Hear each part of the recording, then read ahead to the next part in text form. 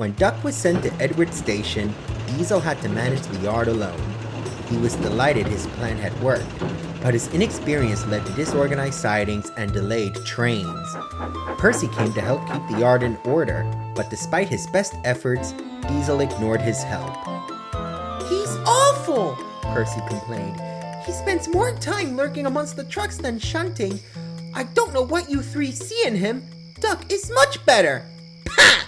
snorted James. "We've no patience for gossipy shunters, and that goes for you too, little Percy." Percy said no more, but decided it best to keep a watchful eye.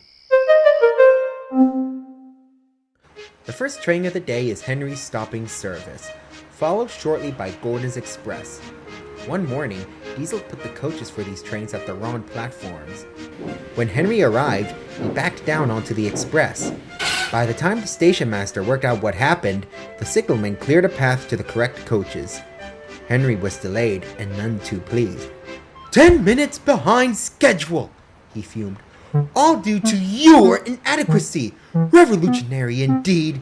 If my trains are late again, I'll give you revolutionary." Diesel had no reply. He sulked angrily, thinking how to pay Henry out. By the next morning, Diesel had a scheme. He purposefully put the coaches at the wrong platforms again. Percy, shunting nearby, was about to speak up when Henry arrived. "What's this?" demanded Henry. "Don't tell me you've made the same mistake again." "Why, certainly not. Your words taught me a valuable lesson," Diesel replied greasily. "This is a change requested by the Fat Controller himself. The way I heard it, you pull the express much better. Gordon is only suited for that kipper of yours now. It's your turn today, and perhaps forever." Diesel scuttled away, leaving Henry full of pride. When Gordon arrived, he was surprised to be coupled to the local. Percy tried to tell him what he'd seen, but Gordon and Henry argued so bitterly that no one paid attention. In the end, Gordon left with a very late local and a nasty disposition.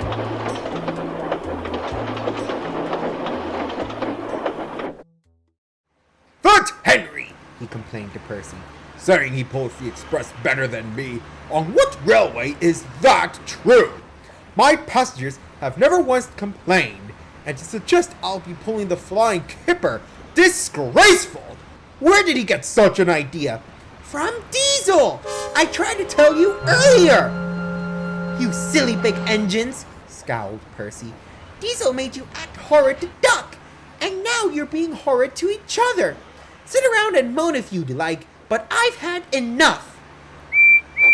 Percy stormed away. Gordon was speechless.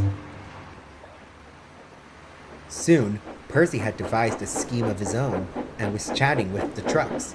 "You know," he began, "I've heard something rather interesting." "Tell us! Tell us!" begged the trucks. "Diesel thinks you're easy to push around. He says he's got you following his every command." The trucks were furious. "Someone should show him a thing or two," smiled Percy, and he scampered off. The trucks began plotting at once. Someone was going to be them. The next day, Diesel shunted the coaches for the first two trains and was readying James's low goods. The trucks began giving him trouble. "Come on, you wretched things!" he growled. "Move!" "As you wish," they laughed. As they crossed the junction points, it happened. The truck surged back and pushed Diesel off the rails. They sat blocking the line to the express. At that moment, Henry arrived. "What on earth are you doing? You're in the way of my express!" Sir Topham Hatt came to see what the matter was. "Please be off with your local train, Henry. I'll attend to this mess." Henry was confused. "I thought you wanted me on the express, sir." "And where did you hear such a thing?" By the time Henry finished, Diesel was looking rather pale. "That will be all, Henry. Hurry along to your train. As for you," Sir Topham Hatt said, turning to Diesel, "I shall deal with you later." Before long, Percy and the Cranes had Diesel back on the rails. He spent the rest of the day in the sheds. When the big engines returned, Piston glared at him. Silence fell when Sir Topham Hatt arrived. My engines do not tell lies, He began sternly. I will not stand for deceitful behavior like this. Furthermore, you have shown you are incapable of handling the work in the yard. I am most disappointed. You will leave this railway at once. Without another word, Diesel squirmed away.